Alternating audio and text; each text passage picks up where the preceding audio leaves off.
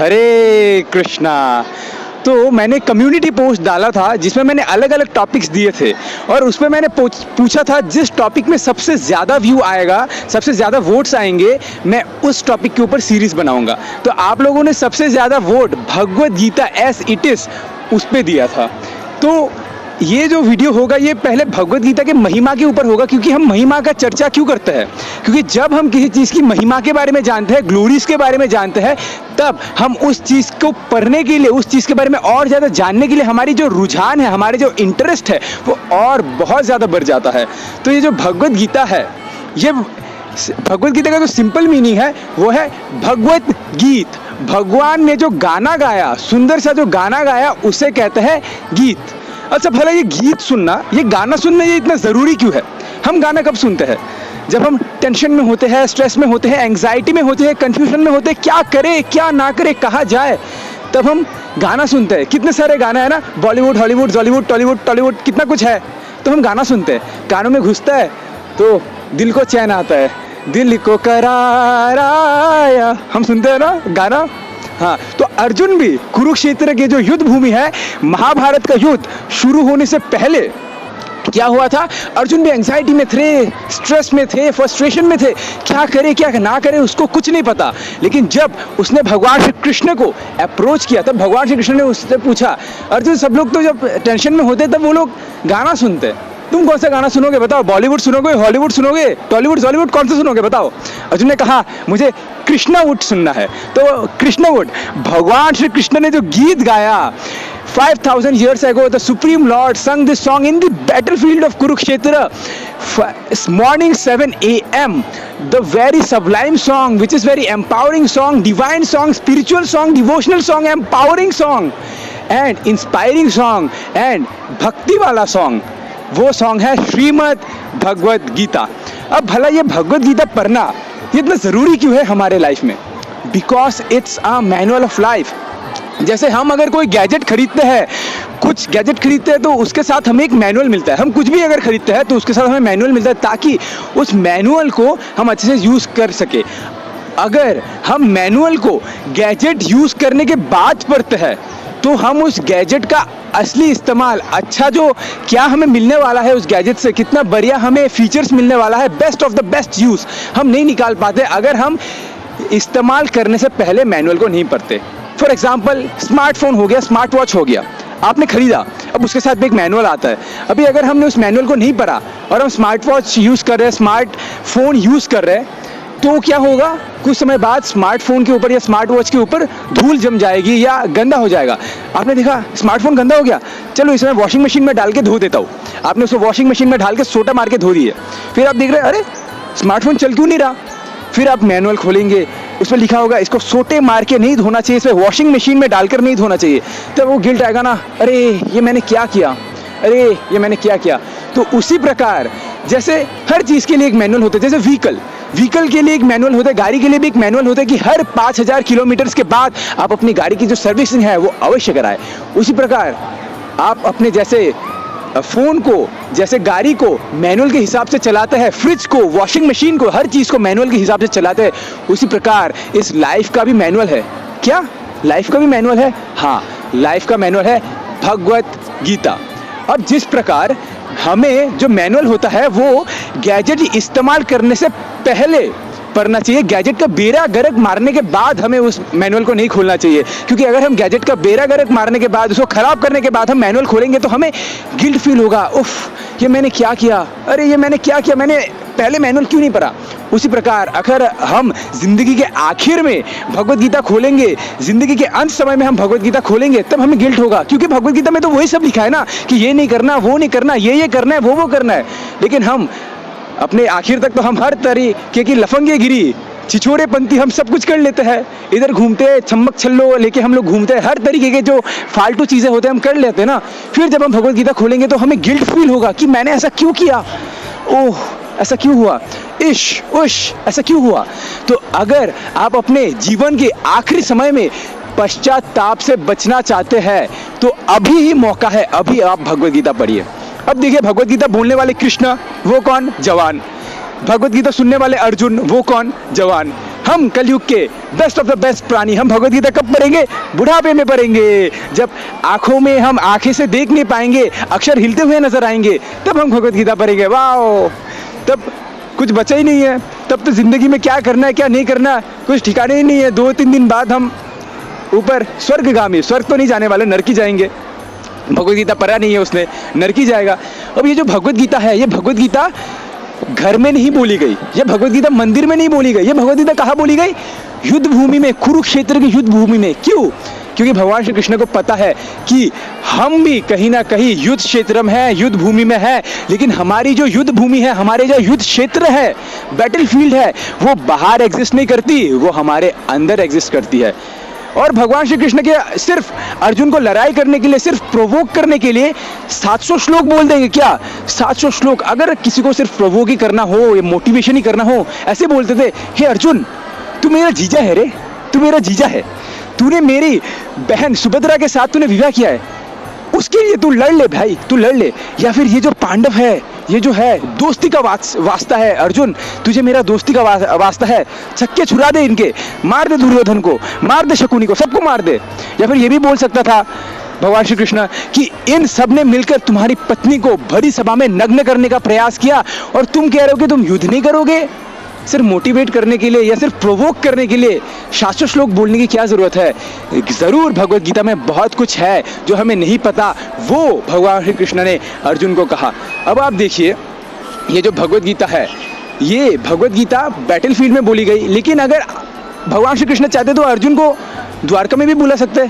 अरे अर्जुन द्वारका हो, द्वारका हो, अर्जुन तुम तो मेरे दोस्त हो ना, हम लोग आज भगवत गीता चर्चा करेंगे। अरे रुक्मिणी, अर्जुन आए हैं देखो भगवत गीता सुनने, थोड़ा रूह अफ़ज़ा लेके आओ। अरे सत्यभामा तुम समोसा पास्ता लेके आओ। अर्जुन लो ना, लो। हाँ हाँ, तो दूसरा श्लोक में क्या बोल रहा था? यदा यदा ही, अरे लो लो लो अर्जुन लो, पियो पियो, यदा यदा ही धर्मस्य ग्लानिर्भवति भारत। हाँ, ऐसे ही बोल सकते थे, लेकिन भगवान श्री कृष्ण ने भगवत गीता बोलने के लिए क्या चूज किया? बैटल फील्ड, जो महाभारत का युद्ध भूमि है, वो चूज किया। And Arjun is just an instrument to inspire us how to conquered, how to victorious in this battle. Arjun तो जस्ट एक इंस्ट्रूमेंट है, अर्जुन तो जस्ट एक निमित्त मात्र सव्यसाची, बस एक निमित्त मात्र है, ताकि उसका यूज करके हमें पता चल सके कि भगवत गीता में क्या है। क्योंकि जैसे आपने देखा होगा ना, सर्फ एक्सेल का ऐड आता है। कैसे? सर्फ एक्सेल का जो ऐड करते हैं वो एक सफेद कपड़ा लेके आते हैं। ये देखिए, ये कपड़ा सफेद है, उससे वो लोग लगाते हैं डर्ट लगाते हैं, कीचड़ लगाते हैं, गोबर लगाते हैं, हर तरीके की ऑयल लगाते हैं, सब कुछ लगाते हैं। फिर देखिए, ये जो सफेद कपड़ा था ये अब गंदा हो चुका है, हो चुका है, हाँ हो चुका है। चलिए इसे हम अभी सर्फ एक्सेल में धो देते हैं, छक छक छक छक छक, चमकदार सफेदी, सर्फ एक्सेल। वाह! अब भगवान श्री कृष्ण ने भी ऐसा किया। ये देखो, ये मेरा भक्त अर्जुन एकदम चंगा है, चलो इसके ऊपर हम एंग्जाइटी डालते हैं, डिप्रेशन डालते हैं, सब कुछ डाल देते हैं, फ्रस्ट्रेशन, टेंशन, इल्यूजन सब डालते हैं अर्जुन के ऊपर। अब अर्जुन, हे कृष्णा मैं क्या करूं? मुझे सन्यास होना है, मुझे सन्यासी बनना है, मैं युद्ध नहीं कर सकता, मेरा शरीर गर्म हो रहा है, मेरे हाथ से गांडीव छूट रहा है, मैं क्या करूं कृष्णा?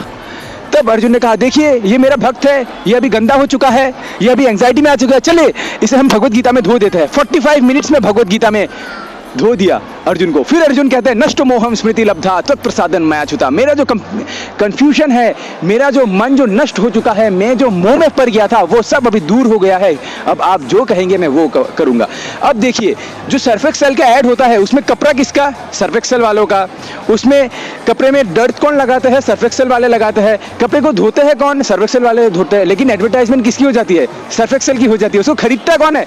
हम लोग खरीदते हैं। उसी प्रकार भगवान श्री कृष्ण भी, अर्जुन किसके भक्त है? भगवान श्री कृष्ण के भक्त है। उसके ऊपर एंग्जाइटी किसने डाला? भगवान श्री कृष्ण ने डाला। उसको धोया किसने? भगवान श्री कृष्ण ने। लेकिन भगवत गीता पढ़ेगा कौन? हम लोग पढ़ेंगे, अर्जुन नहीं, हम लोग पढ़ेंगे, हमें पढ़ना है।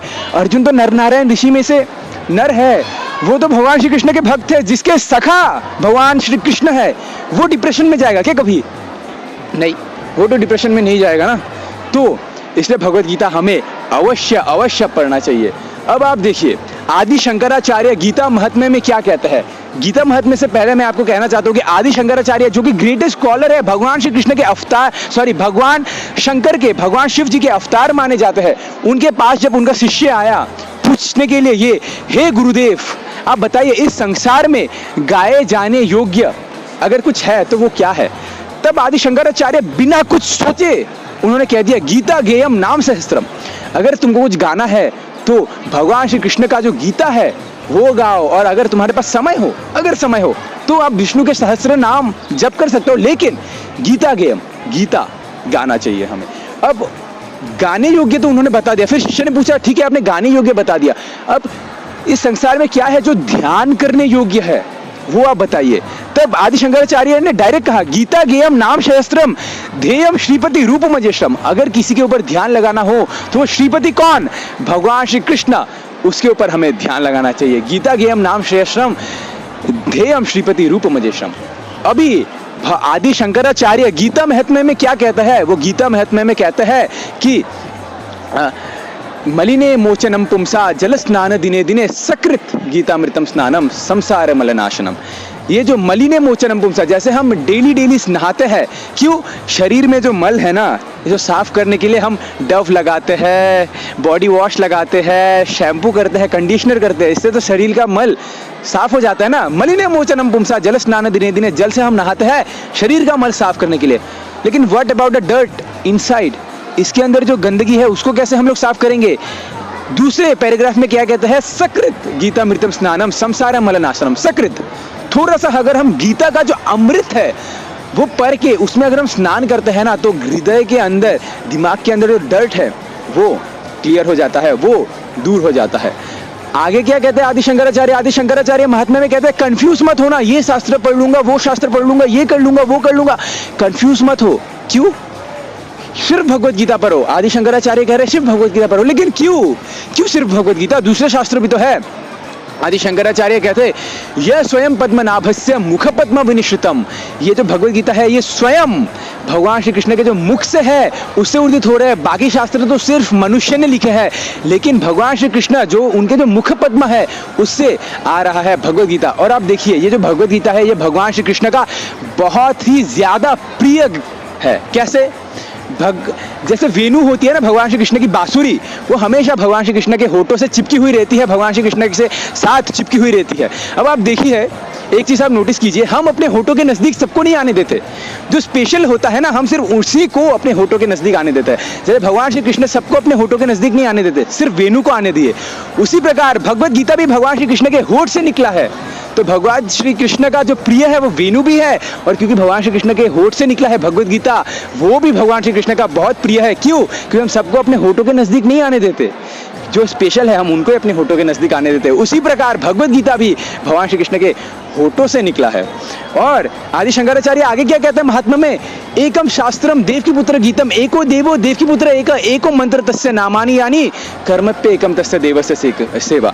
एकम शास्त्रम देवकीपुत्र गीतम। अगर आपको अपने जीवन में कोई एक शास्त्र, एक बुक स्टडी करनी हो तो देवकीपुत्र जो भगवान श्री कृष्ण है उनके मुख से जो भगवत गीता निकली है वो आप स्टडी कीजिए। अगर आपको अपना हृदय किसी को देना हो जिस जीवन में, अगर किसी एक व्यक्ति को अपना हृदय देना हो तो भगवान श्री कृष्ण को दीजिए।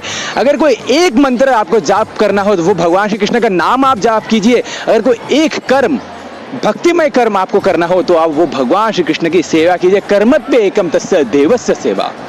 अब ये एक क्वेश्चन हमारे मन में उठ सकता है कि भगवत गीता जो है क्या ये आज के समय रेलेवेंट है, क्या ये आज के प्रॉब्लम के समय रेलेवेंट है? क्योंकि पहले के जमाना जो होता था तब का जो वो था, तब का जो रेफरेंस था वो सतयुग का था, त्रेता युग का था, द्वापर युग का था, तब का रेफरेंस था। अब तब तो हमारे जैसे प्रॉब्लम्स नहीं हुआ करते थे, तब तो 9 to 5 जॉब नहीं हुआ करती थी, तब तो ये सब नहीं हुआ करता था ना, तब थोड़ी ना इतने झंझट थे हमारे जैसे।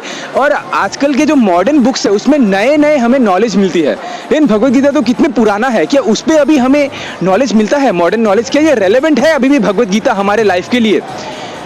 अगर हम लोग अक्सर ये प्रश्न पूछते हैं, लेकिन अगर हम एक्चुअली में देखें ना, पहले के जो प्रॉब्लम्स थे और आज के जो प्रॉब्लम्स है एकदम सेम है, बस कवरिंग चेंज हो गई है।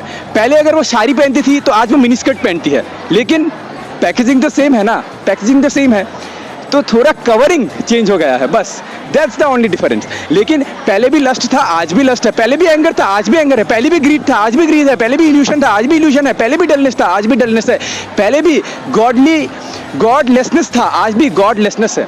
तो पहले की जो प्रॉब्लम है आज ये प्रॉब्लम एकदम सेम है, बस उसकी जो पैकेजिंग है, उसकी जो कवरिंग है वो चेंज हो गई, है और पहले भी प्रॉब्लम हमारे मन से आते थे, आज भी प्रॉब्लम हमारे मन से आती है। तो अगर हम पूछे भगवत गीता रेलेवेंट है, हाँ भगवत गीता एकदम रेलेवेंट है।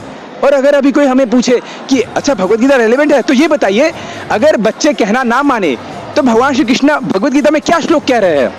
भगवान श्री कृष्ण के ऐसा कोई श्लोक कहेंगे, हे अर्जुन सुनो, अगर बच्चे कहना ना माने तो उनको 2 लाफे लगाओ, बच्चे कहना मान जाएंगे, ऐसा कोई श्लोक कह रहे हैं भगवत गीता में भगवान श्री कृष्ण? नहीं, Bhagavad Gita direct route cause पर अटैक करती है और वो रूट कॉज क्या है? हमारा मन।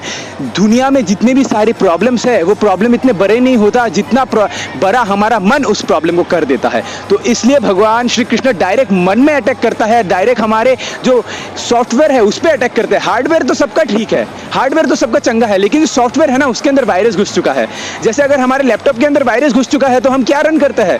एंटीवायरस, क्विक हील, ये हम रन करते हैं ताकि हमारा जो लैपटॉप का डेस्कटॉप का जो वायरस है वो निकल जाए। हार्डवेयर तो सबका ठीक रहता है ना, तो उसी प्रकार अगर हमारे मन के अंदर, बुद्धि के अंदर वायरस घुस जाए तो हम क्या उसके अंदर चलाएंगे? भगवान श्री कृष्ण का नाम और भगवत गीता अगर हम मन के अंदर चलाएंगे तो जो मन का जो वायरस है वो भी दूर हो जाएगा। तो हमारा जो युद्ध है वो इंटरनल युद्ध है।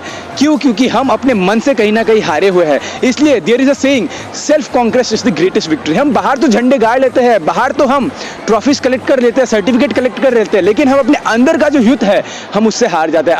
अंदर में जो एंगर है, अंदर में जो लस्ट है, अंदर का जो माइंड है, हम उससे हार जाते हैं।